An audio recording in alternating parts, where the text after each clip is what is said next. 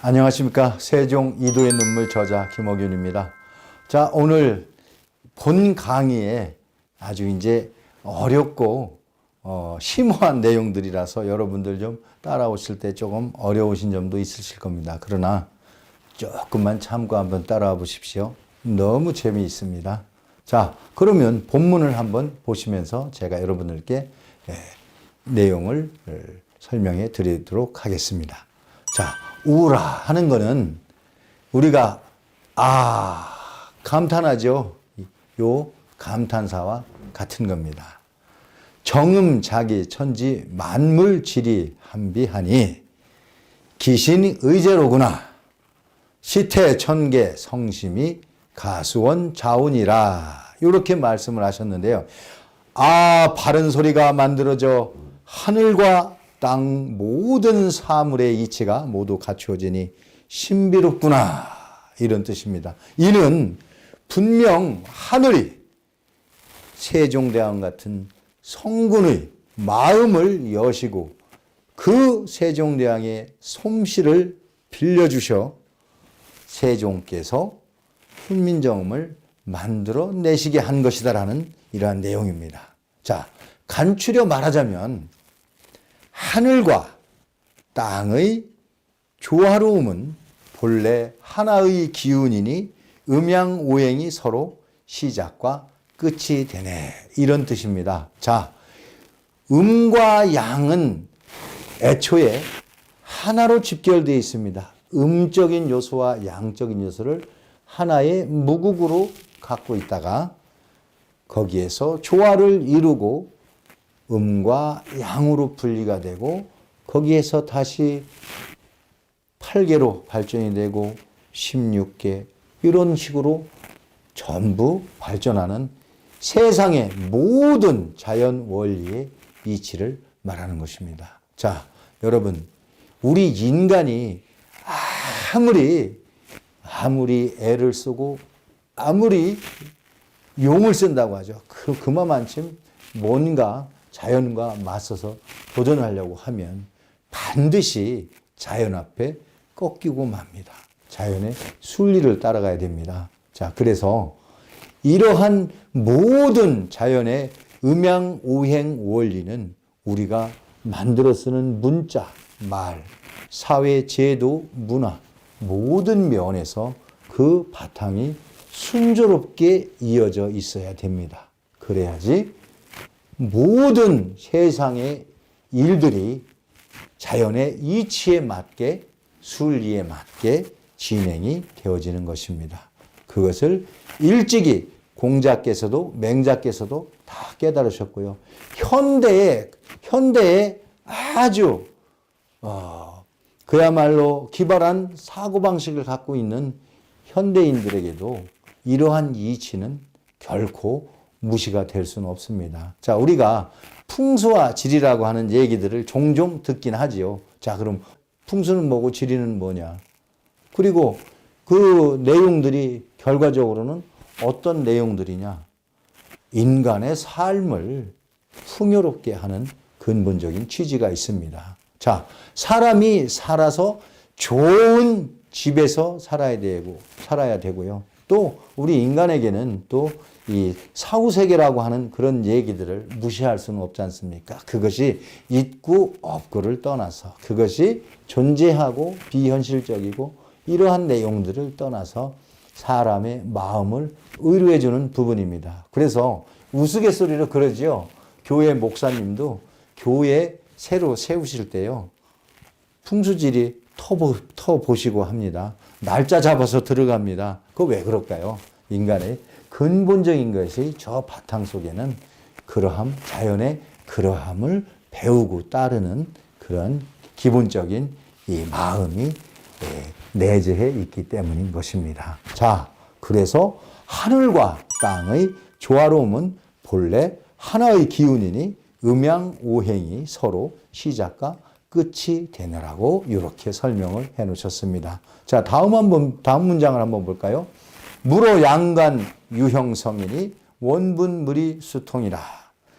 하늘과 땅 사이 만물에는 형태와 소리가 있되 근본은 둘이 아니다. 즉 무국으로 되어 있다.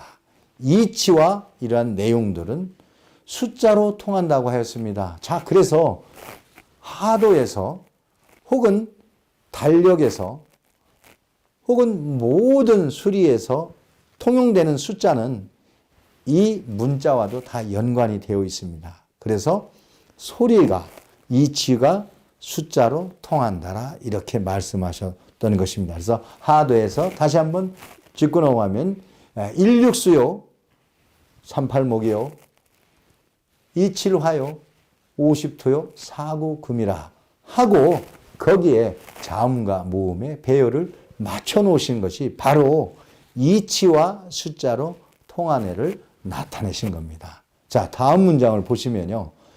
정음 제자 상기상 하되 인성지려 매가액이라. 바른 소리가 만들어지면서 그 모양을 본뜨되 소리의 세기에 따라 획을 더했네. 자, 가액의 원리가 또 설명이 되었던 거죠. 우리 어린 아이들한테 모음, 자음, 제자 원리에 입각해서 가르쳐 주게 되면 예를 들면 기역을 써놓고 거기에다가 획을 하나 더하면 기역이 되고요. 니은을 써놓고 거기에다가 획을 하나 더하면 티귿이 되고요. 디귿을 써놓고 거기다 획을 하나를 더하면 티읕이 되죠. 이와 같은 원리입니다. 이 얼마나 이 자연스럽고 또 명쾌하고 간단 명료하게 설명을 해 놓으셨습니까? 아이들도 반나절이면, 똑똑한 아이는 반나절이면 모음, 자음 다 깨우칩니다. 조금 이러한 암기 능력이 떨어진 아이들이라도 비록 열흘 이내에 전부 깨우칠 수 있다. 세계 어디에도 이러한 문자는 없습니다. 라고 제가 강조드렸던 것이 이 내용과 상통한다고 볼 수가 있습니다. 자, 음출 아설 순치후하니 시위 초성 자 17이라.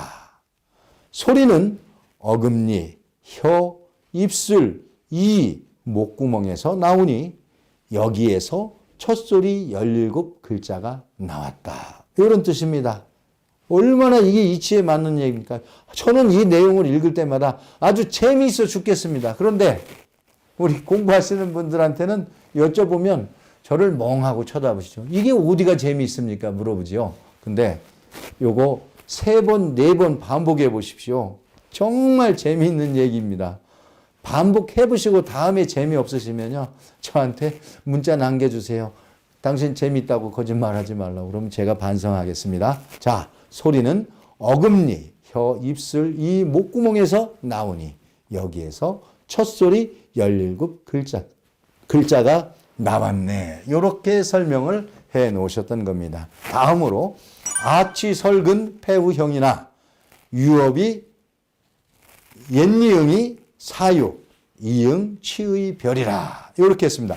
어금니 소리는 기읍, 키읔, 쌍기읍, 이응 이렇게 되죠. 혓뿌리가 목구멍을 막는 형태를 취하는데 여기에서 죄송합니다. 여기 지금 하나 오탈자가 나왔는데요. 어금니 소리 기읍, 키읔, 쌍기읍, 옛니응입니다. 혓뿌리가 목구멍을 막는 형태를 취하였는데 다만 옛니응은 이응과 비슷하지만 그 취한 뜻은 다르네. 이렇게 설명해 놓으셨습니다. 그리고 이응 설명하실 때도 마찬가지로 옛니응과 발음은 비슷하나 근본 취지는 다르다라고 설명을 해 놓으셨던 겁니다. 자, 오늘 여기 내용 중에서 옛니응 제가 이제 여기에 그 도형 오타 표시가 됐는데요. 이걸로 인해서 여러분들 한 번 더 강조해 드리고 갑니다. 자, 다음 한번 문장 보실까요? 설례, 상설, 부상조요, 순즉, 실시, 취구형이라. 혓소리는 디귿, 티귿, 쌍디귿, 니은. 이는 혀가 윈 잇몸에 닿는 모양을 본뜨고 입술소리 비읍, 피읍, 쌍비읍, 미음은 실제 입의 형태를 취하였다. 아설순치후에서 혓소리하고 설음과 그리고 입술 소리를 설명해 놓으신 겁니다. 자, 이때 또 생각해 보시면 뭐가 그림이 생각이 될까요? 사람의 발성기관이 동쪽을 향해 보고 있는 얼굴 형태의 잇몸도 그려주고 입술도 그려주고 이도 그려주고 목구멍을 그려줬던 그림들이 있었지요. 그 내용이 설명되어진 것입니다. 다음 문장을 보시면 치후 직치 후상하니 지사 오이 성자명이라 이렇게 하셨습니다. 이 소리는 지읒, 치읒, 쌍지읒, 시읒, 쌍시읒 이와 같은 소리이고 목구멍 소리는 여린 히읗, 히읗, 쌍히읗, 이응 바로 이와 같이 목구멍의 모양을 본뜨는 것이다. 결국 상형의 원리라는 그 공부 내용과 상통한 내용들을 여기다가 이렇게 자세하게 설명을 해 주셨던 것입니다. 그래서 이러한 5가지의 의미를 알면 소리가 저절로 분명해진다 이런 뜻입니다. 즉, 이 소리가 어떻게 문자가 어떻게 만들어졌는가의 원리를 알면 그 소리가 저절로 분명해진다라는 내용이라고 할 수 있겠습니다. 자, 그러면 다음으로는 반설 반치음에 대한 설명을 한번 본문을 보시면서 들어보겠습니다. 우유 반설 반치음이나 취상동 이체직이라. 또한 반혓소리, 반잇소리가 있는데 같은 형상으로 본떴지만 드러난 모양은 다르다. 즉 이러한 반혓소리와 반잇소리는 음과 양의 중간 부분인 음양의 중간 부분인 중성자에 해당된다라고 보시는 내용과 일치하는 내용입니다. 반혓소리, 리을, 반잇소리, 시읒, 스라고 이렇게 발음되는 내용은 바로 똑같은 형상으로 본땄지만 드러난 모양은 다르다. 이렇게 이해하시면 되겠습니다. 자, 그러면 다음 한번 문장을 보도록 할까요? 나의 니은, 미의 미음, 술의 시읒, 욕의 이응은 성불여하니 차서수후 상형시라. 니은, 미음, 시읒, 이응은 소리는 세지 않아서 차례의 순서는 나중이지만 모형을 본뜸으로 처음이 되었네라는 뜻입니다. 자, 여기에는 제가 설명을 자세히 드리면, 자, 보십시오. 기역, 아설순치할 때 기역에 들어가는, 예를 들면, 옛니응자가, 옛니응자나, 니은에 해당되는 글자, 혹은 시읒에 해당되는 글자, 이응에 해당되는 글자들이 세종대왕의 훈민정음 해례 보면은, 해례본의 그 순서를 보면 맨 나중에 들어가 있습니다. 그건 뭐냐? 니은, 미음, 시읒, 이응은 소리가 세지 않아서 차례의 순서할 때 제일로 앞에다가 넣었긴 하지만 그 모양을 본뜸으로써 이 글자가 처음 글자다 이렇게 설명을 해 놓으신 겁니다. 자, 보십시오. 본문에 정확히 기읒, 키읒, 옛니응 혹은 여린기읒 이렇게 되어 있고요. 니은, 예를 들어서 니은이 제일로 앞에 안 오고 디귿, 티귿 뒤에 니은이 오고 지읒, 치읒, 시읒이 오고 여린 히읗, 히읗, 이응이 이렇게 온다는 것을 설명을 해 놓으신 겁니다. 자, 요쯤에서 제가 우리 세종대왕께서 이런 글자를 만드실 때 얼마만큼 여기에 심혈을 기울이셨나 하는 것이 옛날 인물들이 그 자기의 어떤 일생이나 혹은 자기의 사상 이런 것들을 소개하는 책들이 많이 있습니다. 그 중에서 특히 김시습이라고 하는 세상에 진짜 걸출한 천재가 있었습니다. 물론 세종시대의 사람이고요. 김시습은 결국 세종의 아드님 문종 그리고 그 어린 아이를 폐했던 세조, 단종을 폐위하고 세조가 왕위를 찬탈하자 머리를 깎고 세상을 등진 그런 분입니다. 자, 김시습 선생님께서 뭐라고 하셨냐면요. 세종대왕께서는 우리 문자를 만들어내시기 위해서 옛날 고문헌을 정말 열심히 공부하셨다. 이런 내용들을 남겨놓으셨습니다. 자, 김시습 선생님께서 그냥 그런 얘기를 남겨놓았을까요? 아니죠. 세종께서 이런 훈민정음을 만들기 그러한 과정들, 이런 과정들을 김시습은 잘 알고 있었던 거고, 그런 내용들을 자기가 회고하는 이러한 저서에 기록을 했던 것입니다. 그런데 이 김시습이란 인물이, 잠깐 제가 김시습이란 인물을 소개를 하면, 조선의 가장 잘 알려져 있는 천재라고 하는 율곡 이이 선생도 김시습 선생에 비교하면 나는 별거 아닌 사람이다 라고 이렇게 말씀하실 정도였어요. 자, 김시습 선생님이 얼마나 똑똑하셨냐면요, 5살 때 이미 학문의 수준이 경지에 올라와서 그 소문이 한양에 있는 세종대왕까지 귀에 들어갔습니다. 세종대왕께서 그래서 당신이 직접 친히 불러서 얘기할 수는 없으니까 신하를 시켜서 김시습이라는 인물을 한번 시험해 보게 하였습니다. 그래서 김시습에게 시험을 하는데 여러 가지 학문에 대해서 질문을 하는데 어느 하나 거침없이 전부 대답을 잘 해내니까 참 그야말로 대단한 천재다라고 그 판정관도 인정을 하게 되었고요. 그래서 세종께 아래에서 그 아이에게 비단 50피를 주게 하였습니다. 자, 세종께서 이때 김시습이 얼마나 머리가 현명한 아이인가를 실험하기 위해서 비단 50피를 가져가되 네 힘으로 직접 가져가라 이렇게 하신 겁니다. 김시습 그 어린 5살 아이가 비단 50필이면요 무게가 상당하거든요.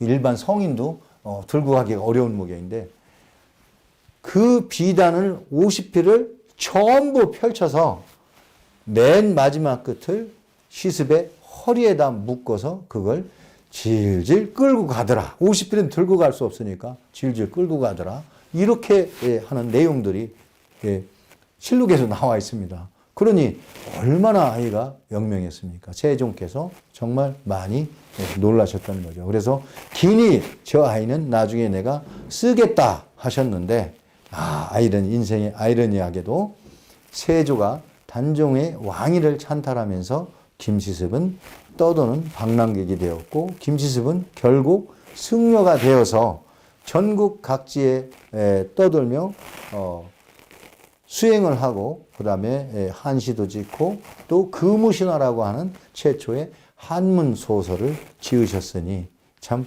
그분의 그런 인생도 바로 이 하늘의 이치에 따라서 그렇게 흘러갔음을 알 수가 있습니다. 목화토금수 칠정산의 그런 영향으로 시습께서도 그렇게 인생을 마무리하지 않았나 생각합니다. 시습이 마지막으로 돌아간 장소가 자화상을 남겼죠. 그게 바로 충남 부여의 무량사입니다. 기회가 되시면 무량사에 한번 여러분들 다녀오심도 괜찮을 듯 싶습니다. 자, 그러면 다음 또 문장을 보면서 여러분들과 한번 공부를 해보도록 하겠습니다. 배제 사사 여충기하니 오행 오흠 불렵이라 하셨습니다. 바른 소리가 타계절과 충기와 짝을 이루니 오행과 오흠에 어울리지 않는 것이 없네. 이렇게 반복해서 강조하시고 반복해서 강조하시고 그랬습니다. 자, 뭐냐? 우리 훈민정음의 자음, 모음은 모두 음양, 오행 원리에서 왔다라는 것을 이렇게 본문에 제가 이 글자, 한 글자도 빼지 않고 보태지도 않았습니다. 세종께서 그대로 지어놓으신 훈민정음 그대로를 해석할 때 이런 내용들이 나오는 겁니다. 자, 그런데 이런 내용들을 우리 아이들한테 교육을 안 시켜서 해야 되겠습니까? 아이들한테 잘 교육을 시켜야겠죠. 그래서 초등학교 과정에서 늘 강조하지만 이러한 훈민정음을 우리가 베껴 쓴다 하죠. 사경한다 하죠.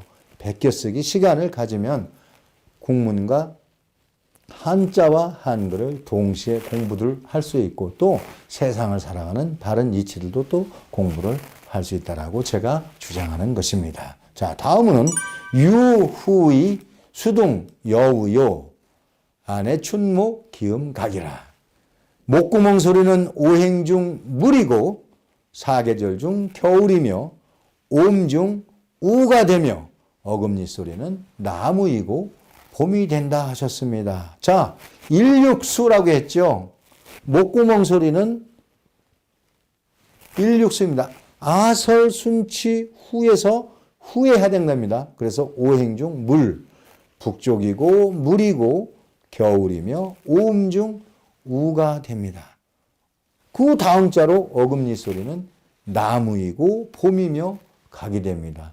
각치 궁상우 아설순치후 목화 토금수 동서남북 중앙 어느 하나가 흐트러짐 없이 이렇게 질서정연하게 글자 문자를 여기다가 배열을 해 놓으셨던 것입니다. 자, 그럼 다음 본문을 또 보면서 제가 설명을 드리겠습니다. 치음 하화 시설성이요 치즉 상추 우식음이라. 혓소리는 여름이고 불이며 오음 중 치가 된다. 자, 아설순치 후일 때 혓소리가 불화에 해당되고 방위로는 남쪽에 해당되죠. 남쪽이니까 태양이 장렬하고 뜨겁죠. 그래서 여름이고 불이며 오음 중은 아설순치 후에 치가 된다. 이렇게 설명을 해 놓으셨던 것입니다. 자, 이 소리는 가을이고 쇠이며 오음 중 상이 된다. 이 소리는 가을이고 쇠이다. 즉 서쪽에 새 금자로 표현이 되었고 오음 중 상이 된다. 이렇게 설명해 놓으셨던 겁니다. 자, 이런 부분들은 여러분 지금 보조 화면에 하도의 그런 형태의 지금 참고 자료가 올라가지 않습니까? 이게 첫 시간에 제가 강의해 드렸던 건데요. 요거 한번 다시 보시면서 비교해 보시면 정확히 일치한다라는 것을 알 수 있습니다. 자, 다음 문장으로 보면 순어 의수 본무정이니 토이 태하 의궁임이라 이렇게 하셨습니다.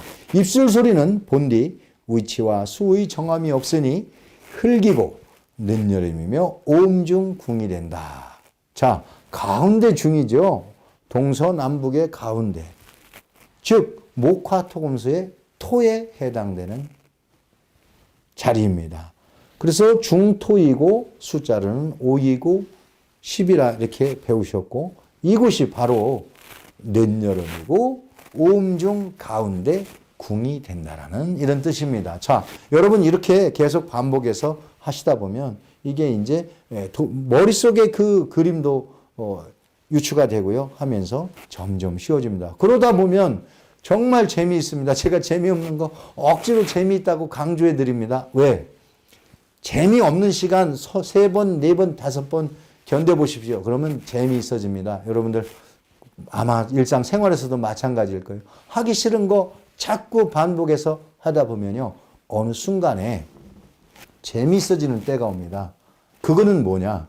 내가 실력이 그만큼 쌓여지고 있다는 것을 반증하는 그런 형상이라고 볼 수 있습니다. 재미없을 때 한 번 더 읽고 재미없을 때 한 번 더 읽어보십시오. 그러면 나중에 재미있어지시고 그 얘기를 옆에 있는 사람들 혹은 윗사람들 아랫사람들에게도 해줄 수 있는 또 기회가 생길 겁니다. 자연스럽게 재미없는 것을 재미있게 만들어 가도록 한번 노력해 봅시다. 자, 그러면 다음 페이지 한번 보시겠습니다. 성음 우자 유청탁이니 요어 초발 새추심이라. 말소리에는 또한 본디 맑은 소리와 탁한 소리가 있으니 첫소리 내기부터 자세히 살펴보는 것이 중요하다. 이렇게 하셨습니다. 자, 요거는 뭘까요? 이제 탁한 소리, 맑은 소리 이런 것을 구분 지어지는 이 시초가 되겠죠. 그래서 전청성시군 기읍 두 디귿 별 즉 지읒은 술 시읒 읍 여린 히읗 이러한 글자에 대한 설명입니다. 모두 맑은 소리는 기읍 디귿 비읍이고 지읒 시읒 여린 히읗 또한 모두 맑은 소리다. 즉 전청이다 이렇게 하신 겁니다. 전청이라고 이렇게 생각하시면서 요거 반복해서 몇 번 해보시면 됩니다. 자, 다음 장으로 넘어가도록 하겠습니다. 약, 네, 쾌. 여기서 키읔은 탄자, 티읕, 표, 그 다음에 피읍, 침, 치읓, 허는 히읗. 요와 같은 식으로 오음, 각일, 의, 차청이라. 이렇게 설명을 해 놓으셨습니다. 오음, 각일, 의, 차청이라. 키읔, 티읕, 피읕, 치읓, 히읗으로 말하자면 오음에서 기읒, 디귿, 비읍, 시읒, 이응에서 각각 다음 맑은 소리가 된다. 이런 뜻입니다. 자, 요 내용은 여러 번 반복해 보셨겠지만 여러분들도 금방 이해가 되죠. 키읔, 티읕, 피읕, 치읓, 히읗. 기읒, 디귿, 비읍, 시읒, 이응. 여기에서 각각 다음 맑은 소리로서의 진행되는 이런 내용들을 이렇게 표시해 놓으신 거고요. 그리고 각각 탁한 소리로 변하는 내용도 바로 다음 문장에서 설명을 해 놓으셨습니다. 전탁지성규는 쌍기역의 담은 쌍디귿의 땀 또는 뽀로 표현되는데 제가 이제 다음 또 글자를 보면 우유자 쌍지읒은 자자에서 두 개를 강하게 두 개로 표시하여 쌍지읒을 하였고 시읒은 쌍시읒으로 하고 이응은 쌍히읗으로 이렇게 발전시켰다. 모두 탁한 소리는 쌍기읒, 쌍디귿, 쌍비읍 이렇게 이루어지고 또한 쌍지읒, 쌍시읒, 쌍히읗도 이렇게 하나를 더 추가하여 만들어진다라는 것을 말씀을 하신 겁니다. 예를 들면 오늘날 우리가 홍 할 때요. 홍은 옛날 세종대왕 시절의 표기법에서는 쌍히읗에 오 이응이 들어가는 오 옛이응이 들어가는 그런 글자로 표기되었다. 이런 뜻이기도 합니다. 그래서 탁한 소리 쌍기역, 쌍디역, 쌍비읍 그 다음에 쌍지읒, 쌍시읒, 쌍히읗 이것이 전탁지성이다. 이렇게 이루어진다라고 설명을 해 놓으셨던 것입니다. 자, 그러면 다음 장을 또 한번 들어가 보겠습니다. 전청, 병서, 위, 전탁이나 유흥, 쌍히읗, 자허, 히읗, 시, 불등이라. 모두 맑은 소리를 나란히 같이 쓰면 모두 탁한 소리가 되는데 다만 쌍히읗만은 모두 맑은 소리 여린 히읗이 아니라 다음 맑은 소리 히읗에서 온 것이니 다르다 하겠다. 이렇게 설명을 해 놓으셨습니다. 모두 맑은 소리를 나란히 쓰면 탁해지는데 쌍히읗만큼은 여린 히읗에서 온 것이 아니고 히읗, 맑은 소리에서 왔기 때문에 이것은 그대로 맑은 소리로 유지가 된다. 이런 뜻이 되겠습니다. 자, 다음은 업자에서 옛이응, 나자에서 니은, 미자에서 미음, 욕자에서 이응, 려자에서 리을, 양자에서 시읒은 쓰 이런 발음은 기성, 불청, 우불탁이라. 옛이응, 니은, 미음, 이응과 반설, 반치의 리을, 쓰, 반시옷은 그 소리가 맑지도 탁하지도 않다라는 뜻입니다. 즉 맑은 소리, 탁한 소리, 양 플러스 마이너스 그 다음에 숫자에서 짝소리, 홀소리 이러한 것들이 전부 다 이런 글자 하나하나에 다 배치가 되었던 것입니다. 자, 그래서 그 소리가 맑지도 탁하지도 않은 소리, 즉 탁한 소리도 있고 맑은 소리도 있고 그 중간 소리도 있다라는 것을 이렇게 표기를 해 놓으신 겁니다. 자, 다음 문장 한번 보실까요? 자, 자음 17자의 설명 중 오늘 이 부분이 마지막 설명입니다. 자, 여러분 집중력 잃지 마시고요. 저하고 여기까지 공부하고 한번 마무리 해보도록 합시다. 자, 욕자의 이응은 지연서의 순경이니 후성다순이 순사합이라. 이응을 이었으면 미음에다가 아래다가 이응을 붙이고 비읍에 이응을 붙이고 이와 같이 하면 입술 가벼운 소리가 되는데 목구멍 소리가 많아지면서 입술을 잠깐 오므린다 하는 거죠. 상세하게 설명해 놨죠. 이것을 뭐라고 그랬을까요? 우리가 순경음이라고 했죠. 그래서 미음 아래 동그라미 표시를 해주고 비읍 아래 동그라미 표시, 쌍비읍 아래 동그라미 표시, 피읍 아래 동그라미 표시. 이래서 순경음, 미음, 순경음, 비읍, 순경음, 쌍비읍, 순경음, 피읍 이렇게 설명을 해 놓으셨습니다. 자, 목구멍 소리가 많아지면서 입술을 잠깐 오므린다 까지 오늘 정말 여러분들 여기까지 함께 따라 하시고 공부해 주셔서 정말 대단히 감사드리고요. 자, 오늘은 강의를 제가 여기서 종료하는데 여러분 지금까지 제가 강의 내용을 이렇게 쭉 여러분들께 설명을 해 드리고 있는데 궁금하신 점이 있으면요. 저한테 언제든지 전화 주십시오. 제가 전화번호 이렇게 올려드리고 하는데 제가 우스갯소리로 어디 한 군데 잘못된 거 발견해서 저한테 연락 주시면 제가 선물을 드리겠습니다 하고 말씀을 드렸었는데 아직 저한테 선물 받으실 생각을 안 하신 건지 아니면 발견을 못 하셔서 그러셨는지 제게 아직 연락해 오신 분은 없거든요. 그런데 간혹 전화를 통해서 천문하고 관련된 내용 혹은 세종하고 관련된 내용에 대해서 어떤 의견을 주시는 분들도 있으시긴 하더라고요. 근데 그분들의 의견이 제 관점에서 저는 일단은 조선왕조 실록을 기준으로 하기 때문에 그분들이 예를 들면 야사라든지 혹은 기타 어떤 자료에서 가지고 온 내용을 이렇게 말씀하실 때는 우선은 제가 실록을 전 위주로 해서 설명을 드리니까요. 여러분들도 혹시 제가 또 질문 드릴 때는 한번 실록에 어느 편에 몇 권에 어디에 어떤 내용이 나오는데 이런 내용 한번 토론해 봅시다 라고 의견을 주시면요. 그러면 제가 정말 감사드리죠. 저 나름대로 실록을 빼놓지 않고 잘 탐독하려고 노력을 하지만 저 또한 사람인지라 그거를 간과하고 넘어갈 수도 있습니다. 여러분께서 그런 부분 지적해 주시면 제가 정말 감사하게 생각을 할 겁니다. 자, 마무리하기 전에 제가 또 한 가지. 제가 국지어음 그 페이지에 보면요. 원래 세종대왕께서 내가 28자를 새로 맹간하니 이렇게 말씀하셨잖아요. 자, 그때 세종대왕을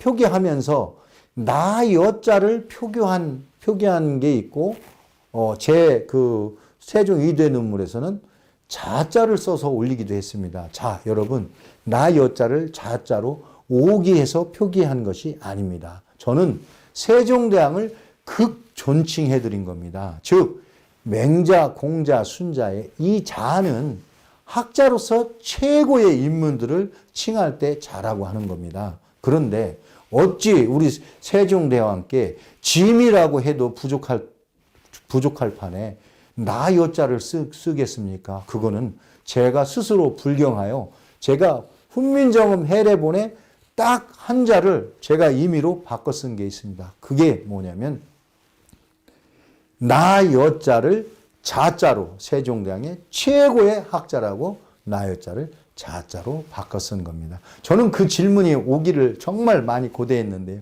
안 오시더라고요. 그래서 제가 원본에는 나 여자라고 썼지만 여러분들께 소개하는 훈민정음 해례본에는 딱 한 자. 제가 세종을 칭할 때 저는 세종을 정말 황제라고도 칭하고 싶고 그 이상의 어떤 별칭으로도 그분을 제가 추종을 할 수가 없지만 저의 학자적인 입장에서 세종대왕께 공자, 맹자, 순자보다도 훨씬 훌륭하신 학자이시기 때문에 자를 붙였다라는 것을 여러분들 기억해 주시기 바랍니다. 자, 여러분 오늘 이 시간까지 또 어려운 시간 왔지만요. 앞으로 시간들은 지금까지 한 거 반복하다 보면 조금 더 나아지실 수 있습니다. 자, 여러분들 포기하지 마시고 저하고 훈민정음 완전히 한번 요번에 완독해 봅시다. 자, 여러분의 건승을 빌고 또 저의 건승을 빌면서 오늘 강의를 줄이도록 하겠습니다. 지금까지 세종 이도의 눈물 저자 김허균이었습니다.